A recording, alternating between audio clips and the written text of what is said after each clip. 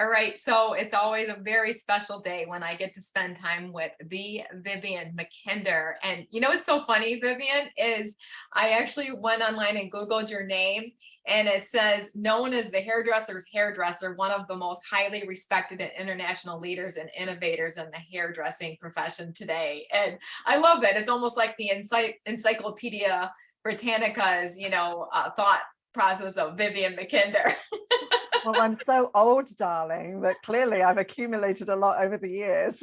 Apparently, I was just like so excited. It's almost like it's a word in the dictionary now, Vivienne Mackinder. So welcome to the podcast today. Thank you for being on. Thank you so much, Tina. I'm super excited to be with you. I have such great respect and admiration for you. We've known each other a long, long time, and we've both are huge fans of John Maxwell, and we put it into our industry. We've tweaked it so that it's adaptable for our industry, and we're still students of that great master. So I feel like I'm in really great company.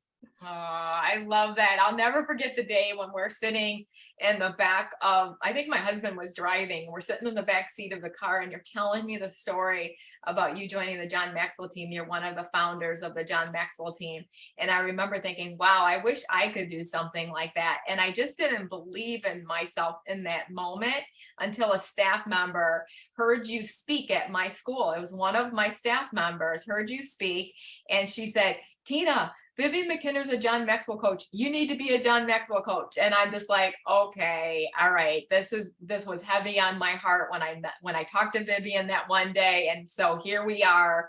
And that was back in 2013, believe it or not. And so thank you for introducing me first and foremost to being on the John Maxwell team, because it shifted and changed my entire life. And you personally have changed our Paul Mitchell School worlds, and you've changed my life. You've changed my daughter's life, our team's life, just with your training. So thank you for doing that. And if you don't know Vivienne Mackinder, of course, you're living under a rock. As I say, Google her name, viviennemackinder.com.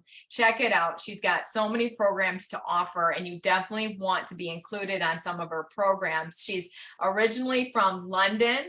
She trained with Vidal Sassoon, but she was also his artistic director for his company. And she was also the recipient of many, many awards. I want to talk about your awards here, but the Lifetime Achievement Award with NAHA, the North American Hairstyling Awards, which is incredible, you also won. But what was your favorite award, Vivienne, and what has been your favorite award and why?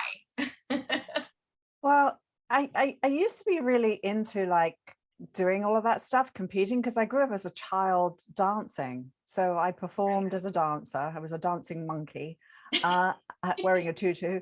I grew up being competitive because I was painfully shy.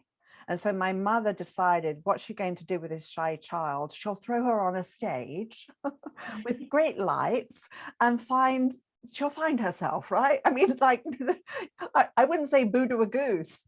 And so Funny. yeah, so Amazing. so I had that competitive side to my personality because I was raised that way. But today I'm not actually interested in that, which is quite fascinating, because I'll tell you why later on. But I would say the one that meant the most to me, ironically, was an international award.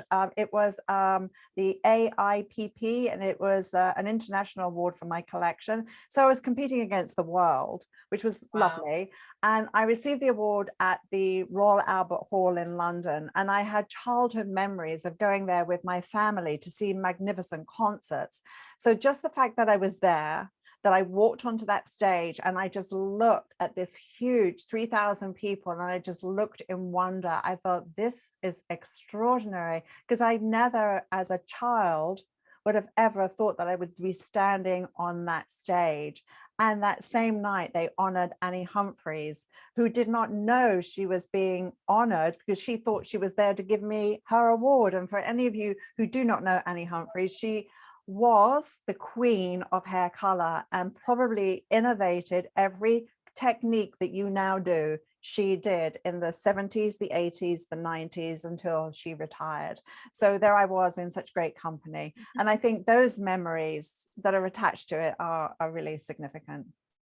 Yeah, and even though you don't do it to get awards, and I know you, but being competitive, I think is important, right? As a leader of thinking, like, can I go the highest that I can go, competing against yourself, and talk about that, because as we think about salon owners and leaders, because that's mainly who we coach, of course, because we want to help save the salons. Let's save salons, right? Especially the W-2 employee-based salons, that type of salon business. And so when you talk about being competitive with yourself, can you kind of talk about that? Because I think we've kind of lost that art, so to speak.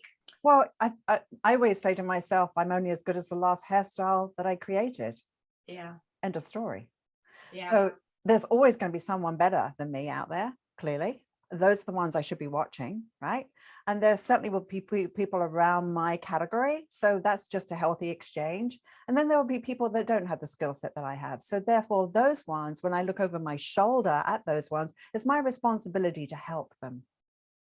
Yeah. To take them on a journey, whether it be mentoring them, whether it be technical skills, creative skills, to discover and unwrap the blocks to step into your greatest potential. Because I don't think anyone thrives in mediocrity. They just accept it and they see themselves in that way. And our self-image is such an important thing. We work on everybody else's image, but what about self-image? And I'm talking beyond the vanity aspect. I'm talking about how we see ourselves. Do we see ourselves as someone who is a professional? Do we see our life as a job? How do we see ourselves? Do we see that we could have that? Did the little Vivienne see that she could possibly one day stand on a stage and receive a big award amongst people that clearly I think are far better than me, to be perfectly honest? So it's the perception of how you see yourself that's the first thing. So when you say, right, I'm only as good as the last whatever it was I just did, I have to compete against myself. And I think, Tina, there's another very important thing, the courage to reinvent, to know when to stay with an idea and to know that this has expired. And I think that is absolutely critical, which then takes you to habits. And I think then you have to ask yourself, do the habits I have right now serve me? Judging other people, being critical of other people, I'm not as good as these other people, or going onto my social media platform and being disappointed that I didn't get as many likes as a co-worker.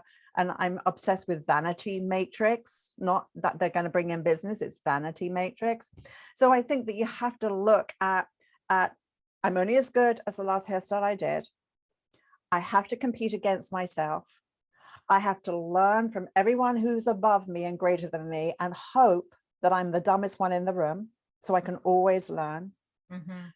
When you have people around you who don't have your skill set, it is a responsibility to mentor, to share, to have those insights so that you can actually give back. And I promise every time, a closed hand is a hand that is hoarding and holding. An open hand is that hand that's going to be giving and receiving. And that ebb and flow is a mindset.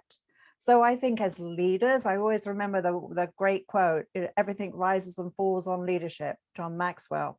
And it is so true. And when I did the 21 laws of leadership, the irrefutable laws, it changed how I navigated through a haircut.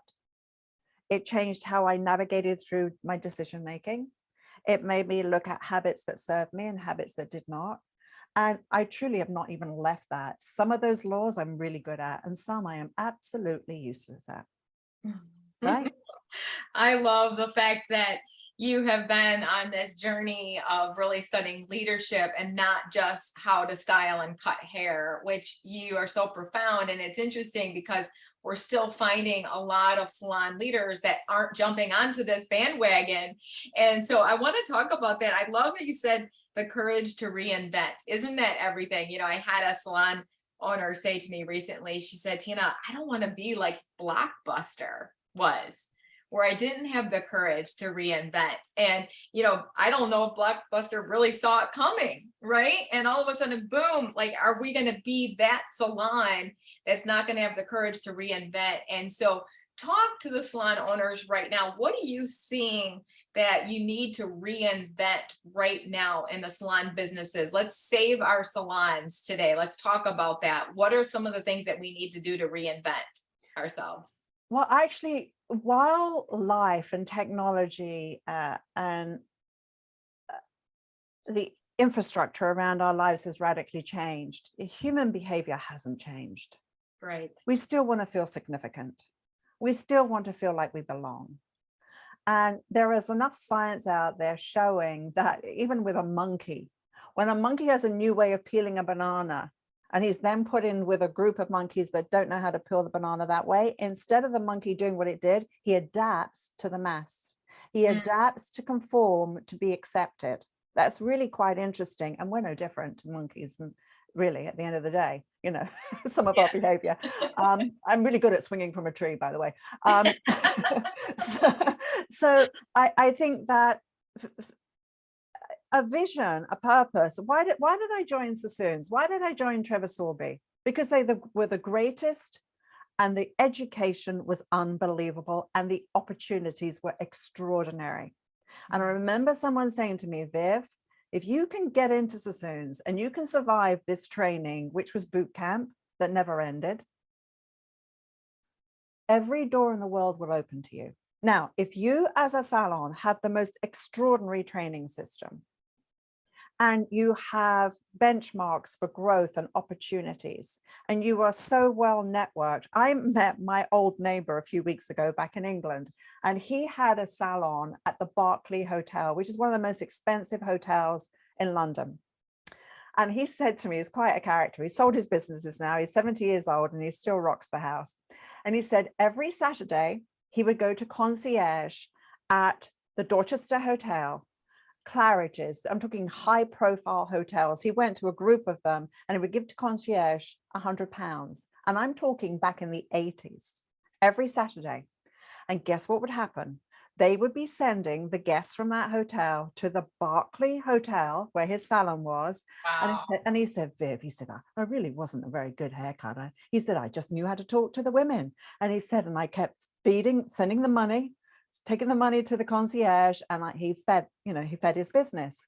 And he found a niche at that time that was really exciting. So when people joined him, they knew they were going to get affluent clients. So you either like that or you don't. You knew that you were going to be going on television and having all these opportunities because he was out there doing it. And I think that's so important. So, you know, for example, if you have a salon space and you're going to try and create new habits, you can't ask people to go from A to Z. They've got to go from A to B. So I just did a training just before I came on with you today. And I said to the person who was co-hosting with me, I said, count 10 seconds. So in that 10 seconds, I tools down, I looked at my work, 10 seconds, I then picked up my tools, I continued. And what this person who's been going through my training said, Viv, you're saying take 10-second breaks. She said, well, what I have to tell you is your 10-second breaks have saved me 15 minutes. Because she doesn't fiddle and fluff and do a second haircut at the end of the first haircut. Because as far as I know, when you charge a client for one haircut, you usually should do one haircut, not two haircuts or three haircuts, because you're fiddling and fluffing, right? Yeah. So I said to everybody today, what's the one thing you can do this week? I'm not asking for a big change. I'm not asking for a big shift. What's the one thing? And do you know what they all said in the chat? 10 seconds. 10 seconds. So when you look today, it is all about being part of a tribe, right? Being part of a culture that is exciting. So if you're not an exciting leader, then hello, there's a problem, right? So you've got to get fired up. You can't give what you don't have, right? And the other thing is what you permit, you promote. I'm going to say that again. What you permit, you promote.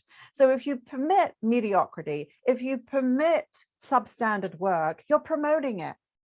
So you've got to be it to attract it. You've got to visualize that I am this person. I am successful. I attract people who are hungry to learn, people who want to belong to a community, not what's the time, next, right? Innovation. And as a leader, when you have that culture, which I know you speak to all the time, but it's putting it into practical terms. And then it's a training system that's fun, that's entertaining, that's engaging, that only asks for baby changes. So like when I'm doing my training, my live trainings with my hair designer program, I see my audience once a week. I see them on the screen. They've watched the videos. They're now recreating the looks for me. And I will say to them, right, this week, we're measuring the face. I want you on every guest to do 1, 2, and 3. Measure the proportions. That's all I want you to do this week. I don't want you to make any other changes. No other changes. I just want you to measure. And next week, when we meet, tell me what you learned. So guess what happens the next week? Oh my gosh, Viv, the clients loved it. Oh my gosh, I actually balanced my haircut. Oh my gosh, I changed the parting. It was little things that made a big difference. Little things that made a big difference. Wow. So as a leader, if you don't ask baby steps, you will overwhelm and people will be set up to fail. So it's how do you balance what has to happen in business with the fun and the engagement? And I think that's important. And the other thing that's kind of interesting, Tina, is that today, because of social media, of looking at a Pinterest hairstyle in 10 seconds, it's some up hairstyle in 10 seconds. It's like, what just happened? Mm-hmm. And then another Pinterest, which was 15 seconds. It's great to watch. And you go, whoa, whoa, whoa. And I think, right, I'm going to see if I can recreate that, because I know passive learning is failure. Yeah. And I also know that free learning is failure. If you don't pay attention. That's the bottom line. So I go and I try and recreate these little things on Pinterest. 3 hours later, I still haven't been able to do the hairstyle, and I certainly can't do it in 15 seconds. But let's now go back a bit. If hairdressers are watching all of this stuff, which is a stimulus, it gets the endorphins going, the adrenals are going, everything's going, right? Everything's pumped up. It's a rush, it's a reward, it's a thrill. It's like the excitement of buying something. Now you bought it, now you're taking it home. The excitement starts to wane a little bit. Oh, I've got to carry the bag now. Oh, God. But the excitement of purchasing it is that rush, right? So we're living in a world of rush, stimulation. Why do people not read anymore? It's too slow. Yeah. So we have to, what you're asking me about, what's new and what's different, much has not changed. Being part of a cause, something that is worthy, a belief of something bigger than the salon, feeling valued, feeling a sense of growth, feeling open to opportunities, feeling valued, right? All of those things have never, ever changed. That's part of the human touch, right? But what we're battling is overstimulation, and I think I can get it in a microwave second as opposed to a marination. So that's where the leadership conversation around, yes, you can have that little stimuli and finding ways for those habits to be fed. But if you recognize, if you spend 2 hours every day on social, which is the average, apparently, that's 600 hours for the year. So what could those 600 hours have been invested in? Right? So maybe another small change, Tina, is where is your learning space in the salon? Could you create one? Could you have a computer stand that could come down with an iPad on? Could you have a ring light hanging from the ceiling and positioned there? Could you create this sexy space? Could you do some really cool writing on the mirror? Could you do something really cool that when you haven't been to that physical space, you know you haven't been investing in self? And versus, the downtime being the time of going into the staff room, which is really nothing more than the minimum wage room, right? Right. Instead of being there, what about as a leader, you are encouraging innovation, you're encouraging creativity, you're encouraging it. Well, guess what? The leader's got to be the first one there. Yeah. So good. I love this so much. And I love that you're saying that we need to really innovate ourselves, reinvent ourselves by having learning spaces, whatever that looks like. And I agree with you 1000%. And I want to go back to when you're saying as leaders, we've got to get fired up, right? Because right now we have leaders that really need to fire themselves. And let's just like rehire yourself and let's get fired. Why'd you get into this in the first place? Because I see a lot of angry leaders right now. They're angry at their staff. They're angry at the economy. They're angry. I've been there. I've been angry at all of these areas, and I don't ever want to be there ever again. I had to reinvent myself a couple times. So talk to salon owners, like what are some of those bad habits? And I love that you're talking about habits, because that's an area I'm actually doing a class on that right now. So good habits versus bad habits, good habits, positive habits that take you closer to your dream, and negative habits that take you farther away from your dream. Let's talk about the negative habits. What are you seeing with salon owners right now, Vivienne, so that we can draw attention to it and be aware? Well, first of all, I want to just say before I go to your question, everyone smile right now. Mm-hmm. Do you know what happens when you smile? You increase the endorphins. A smile. Yeah. So all of you angry people, start smiling. There you go. Now, I lost 85% of my business during COVID. And I didn't think I would be able to survive. So I clearly understood after a few days that a pity party wasn't going to help me out. The government even wouldn't be able to bail me out. I better reinvent myself so damn hard and fast. I was on survival, and I've been slowly crawling out. Now, that was then, this is now. It's global, the challenge of finding staff. It's global, it's a big problem. But I have to tell you, when you have something amazing to offer, that you have the Harvard of hair when it comes to your advanced training, you separate yourself from everybody else. Now, I don't think a salon can do, this is going to sound, I don't want it to sound the way it's going to sound. I've invested my 40 years into training. And I've now created a platform where I have a totally new style of training people and a system of training that I've never seen the results I've ever seen before. Never, ever. It's just extraordinary what I'm seeing. I don't see how a salon owner could ever compete with me. And I don't mean that to sound egotistical. It's just that I'm giving 24/7 to this. And I have 19 years invested in online education, and I have all the years behind that of all the studying I did. I've got 40 years of knowledge. That's a weight. So play catch up, right? So yeah. I think you as a salon need to be focused on doing the best job you possibly can for your clients. And I think if you're smart and you look at someone like myself and look at what I'm offering, let me help with the training, because I'm giving 100% and I'm looking at behaviors and shifts and I'm looking at all of that. And so that to me is the huge thing. And the number one problem is that if you don't have the confidence, the client is now pulling your strings. You are merely a puppet. Because what are we doing today? How much are we cutting off? Well, what about your opinion? You're the expert, right? Yeah. Same as usual. Okay, just a little bit off today. Same as last time. Okay, how are the children? No. That's not a consultation. 97% of hairdressers say they give a consultation. When the question was asked of the consumer, only 7% of the consumers say they receive a consultation. So your consultation's the gatekeeper to everything that you do.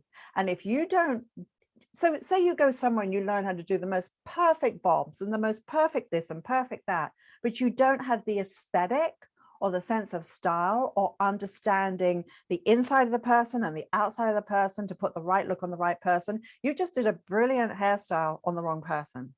It would be better to have the perfect hairstyle that balances for their face shape, that balances for their lifestyle. That's a mediocre haircut. That would be better than the most genius hairstyle on the wrong person. So the consultation is your gatekeeper. You have to have training around that. And it's not the service wheel and it's not some rigid thing. It's completely different. And I've designed mine in a way that it's automated. So I let the automation do the work. And I train the hairdresser to be the interpreter, the translator of the information. So Tina, you come into the salon, you're given your form, or you can fill it out before you come in. It asks you some deep dive questions. We go underneath the hood and we find out what your values are. There's no judgment there, it's just who you are. You filled out the form. It's maybe taking you 5 minutes to fill out. Now I get to look at that form and I can go, oh, she's really open to change. Oh, she has a very limited budget. Okay, scale back. Oh, she only has 5 minutes to spend on her hair. Oh, she's prepared to come in every week. Oh, up we go, down we go, Oh, she's heavy set, she's narrow set, blah, blah, blah, blah, blah, blah, blah, blah, blah, blah, blah, blah, blah. She values chic and elegant. So don't go and do the same boho look you've done on the last 10 clients. She does not want a beach wave. She ain't that person. You won't see her again, right? So it's discovering who she is. Now, just imagine this. You are now done an incredible consultation. The client did the work, by the way, because she had to fill out the form. But now she's never had those questions asked of her before. So now the stylist is going, wow, this is now how I'm going to interpret this. Now, do I have the technical knowledge to map out this haircut, map out this technique, to know that what I said I'm going to do, I'm going to deliver on? Can I do that? Or am I just going to do the same haircut I've been doing forever and ever, right? So now, if I've got the confidence and the knowledge, I'm now going to feel very empowered. Now, think about when you've been empowered in your life, how you felt. Empowered, period. Think about when you did something you were no good at, you didn't enjoy it, but you just did it because it was, you had to do the grind. Right. Okay. So if you've got people that are not confident and their self-image is small and their ego is large, how can you lead any of them? You're wasting your time. Now, the big question is, what did you do to attract those people? Because there is the law of attraction. They showed up in your space and you picked them. So you're responsible. You shouldn't have hired them. Don't hire a pretty face. Don't hire a trendy Wendy. Hire teachable. Hire people who have a kind, good heart, people who care, people who are not egomaniacs. Let them work down the road. Have people that are hungry to learn. They don't see learning as, oh, now I feel small. They go, no, learning is amazing. And I'm expecting to hit some roadblocks along the way because that's what learning is, right? So don't hire a pretty face. You can make them pretty. You're a hairdresser. I don't care whether they're the most unattractive person going. You can make them gorgeous, right? Right. But an attitude, you want to hire for attitude always. So when you put the right attitude with the right training and you encourage and you motivate along the way, you are going to have very successful people. If I did a haircut that, number one, I didn't believe in, that the client is dominating the service, I can't wait for that service to be done. My breath is short. I feel tired. I feel unmotivated. Flip it around. Now I'm going to do a service where I have given an incredible consultation. The client is 100% trusting me. I know exactly what I'm doing. I know the methodology. I know how to get there efficiently. I'm not going to do 2 haircuts on one head. I'm going to take my time and get there quicker, right? And now I feel rewarded at the end of that service. I feel inspired. She is loving it. I'm loving it. The circle of love continues. Now, that experience doesn't need motivation. No, they're set up to win, right? So good. You know what, I love this conversation so much, but I want to talk about, because this industry really does attract people that are in it. I own cosmetology schools, as you know, so it does attract people with low self-image and high ego. So how do you train that out of somebody? So let's say you have people on your team, maybe it's the owner, maybe it's the leaders that have low self-image and high ego. How do you train that out of somebody so that they can become more coachable and hungry for learning? Well, the first thing is, if you are it, you'll attract it. So you have to take a really hard look at yourself and just say, you know, it is so cool and attractive to be a lifelong learner. It is so cool and attractive. So it's got to start with you. It's got to start with your behaviors as to how engaged you are in the ongoing education, because the habits that stick are the baby habits that compound. Taking your team to a hair show and they, you know, have a great experience, right? Or maybe they do, maybe they don't. They probably won't learn very much. They'll just see lots of ridiculous things that no one will ever use. Maybe they'll see a new tool or widget. It's time out, isn't it? Which is fine. But that's not a learning model. A learning model is breaking things down into bite-sized chunks where you're able to sustain it. You can do it. So if I'm talking to somebody about like a razor haircut, I'm going to say, we're only going to do just around the face. You're not doing anything else. We're going to do one technique, nothing else. And we're going to mime it first. We're going to pretend. We'll do it again. We pretend. Okay, now you can cut. So now we've given them one little thing that gave them some confidence, because what lies underneath egos is total insecurity. So if you focus on the insecurity, the ego will start to diminish because it doesn't need to be so fluffed up, defending lack. But when you're dealing with unconscious incompetence, they don't know that they don't know. So therefore, when you, a big thing about what I do is photographing. We photojournal everything we do, and the photograph can either help you or hurt you. So if you want to build your brand, you're only as good as the posts and the images that you put there. Well, you know, clearly there's tons of people that are taking photographs of the back of the head, but what does she look like in the front? What's the point in just showing the back? Does she look gorgeous in the front? I don't walk into a room backwards. So I'm not negating the back of a hairstyle. It's beautiful. And there's more hair in the back than there is in the front, unless she's a troll, right? Right. So you know, what you focus on expands. So if you focus on ego and ego and ego, it's just going to get bigger and bigger. You focus on the insecurity, you speak to that and you start to elevate it and you disarm.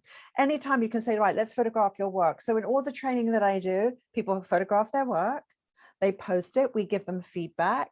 And I say to them, is this expensive? Does this look like a $20 haircut or a $200 haircut? So what will we do to make that $200? So let's play to your ego there, right? So now let's elevate that so that now that is really a superb image. So now we're building your brand.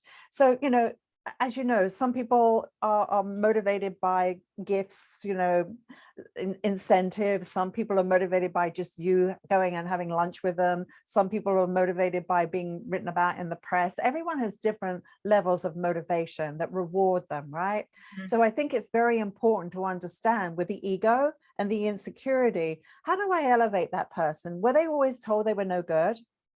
When did you last give them a compliment? So I say, don't speak to the ego, challenge them to like, okay, so that's very nice. Give them a pat on the back because you've got a small ego, sorry, a small self-esteem and a huge ego. So you've got to like kind of work away at that and then ask yourself, are they mirroring me? Right. Yeah, that's the whole thing about blind spots. And it's so important to have, I love when you said, you know, investing in yourself. If you don't pay attention. And, you know, when you talked about unconscious incompetence, like that's everything. That's our blind spots as a leader. And so who's speaking into your life? What kind of coach is it? Is it someone that's, you know, telling you what you want to hear? Or someone that's really speaking into exactly what you need to know, right? Challenging you as a leader. And that's what I love about you, Vivienne. You're that disruptor. And so do you have a disruptor coach in your life that's going to disrupt your thoughts? Because obviously you hired that coach for a reason, right? In your life to be able to disrupt those thoughts processes, because otherwise you're going to go down that same road that every other salon owner is going down. And so I love how we're focusing on these positive habits versus negative habits. And truly, like if you were to look at your salon, how good is your consultation? I mean, I think that's everything. And it has to start with that. Until we perfect the consultation and perfect the education, it'll never succeed. period. And so I love where we're going with this, and talk about your program that you offer, because it's incredible. And how can salons get on board? Because I know you've shifted and disrupted this industry, and how can people sign up to be a part of it? Well, we do an open house twice a week. So you can always join an open house where we start off with just a tour of the designer program. And the designer program is on haircutting, styling, and consultation. And then you actually can come in and watch the students live. So you could bring a mannequin head and join if you want, or you can just simply watch. You can come for 5 minutes or 10 minutes into the workshop. So that's an open house. The second way would be to just book a call. We have a coaching calls, which we explore where you're at. So for example, I'm launching a program now, which is all on the consultation and all on face shape. So once a month, we're going to be meeting. So for example, we're going to start off with the pear face shape. So everyone will come to class, if they can find a pair out there, a client with a pear face shape, and all they're going to do is styling. So there's no stress about, oh, she won't let me cut her hair. We're going to style a pear to make it oval and talk about all the problems with the pear. And then the next month we'll go into round. So we look at the round and we do all that. Meanwhile, you're still going through the consultation and the training and so forth. So passive learning does not work. Hands have to be in and you have to recreate. So in answer to your question, open house, you can go to my website, viviennewmackinder.com, and you can go to open house. That's listed in events. And you can also book a call. So that way you can find out where you're at, where your roadblocks are, where your challenges are, and move forward. Because some people may just have a communication and an awareness issue. They've got good mechanics. Yeah. You know, so that may not be the problem. Some people may have a great sense of style. They're really good at reading a person and they just know how to nail it, but they don't have the technical skills. So wherever, what I want you all to do is look at where the small voice is, the small, frightened little voice that's playing it safe, that's worried about change. What are we doing today? Look at all of that. And then look at these big, booming voices that are really like, it's just noise, right? So don't pay attention to the noise, pay attention to the small voice, and just be so mindful that when you hire, you must hire for attitude. Because when you, okay, it's one thing I use, and it's as old as can be, and I'm sure you're very familiar with it. I ask people, like, what is your goal, right? Then I say, well, why? So why do you want to learn this? Why? And they'll tell me blah, blah, blah. Well, then how are you going to do that? What's your strategy for getting there? But the more important question for all of this is, because they will hit a roadblock, they will fall down, and some quit the moment it gets hard. Some are driven by disappointment. So my question is, what if? Well, what if you do this? How different would your life be? Will you be making more money? Will you have more joy? Will you be blah, blah, blah? Well, let's talk about what if you don't do it? What if you don't? So I'm going to give you an example. I have somebody that signed up for my designer program with the best intentions in the world. I've trained him in live workshops. I know that there have been a few little challenges along the way, and he has not participated for the last 4 months because of different reasons. Excuses, right? Because you can still be in bed and watch this, right? So there've been some excuses. What's fascinating is he is still 4 months later stuck where he was, and 4 months forward, all the people who've been showing up are different hairdressers. Now, can you get those 4 months back? No. Can you spend more money? Of course you can. Money will come and go, but the thing that is abused the most is time. Yeah. And if you don't know where you're investing your time versus wasting, do not give your time to people who are not worthy of it. It's not going to come back. And if you invest your time, make sure you're investing it in something that's going to give you a return. Yeah, bad habit is bad time management. Right? And I like to call it priority management. This is huge. Do you still offer in-person classes as well, Vivienne? Privately, I do. Yeah. So private. Okay. Yeah. I'm not doing anything in a formal way, but privately I would. Otherwise, it's all via Zoom doing your classes now. Yes, because Yeah. well, the thing is that actually I see better results. I don't ever want to do another hair show because that's just, I mean, I've done thousands of them. I really have. Yeah. And they're fun for me. They're fun for the audience, but they're not, it's not a result really where you go back tomorrow, and go, right, boom, boom, boom, boom, boom, because you have to be able to break something down into baby steps in order to apply it. So now that I've developed a method where I'm seeing transformation, I'm seeing 30% increase in revenue, I'm seeing huge retention and referrals rise, I'm seeing happiness, I'm seeing creativity, I'm seeing all of this. Why would I go to a different model?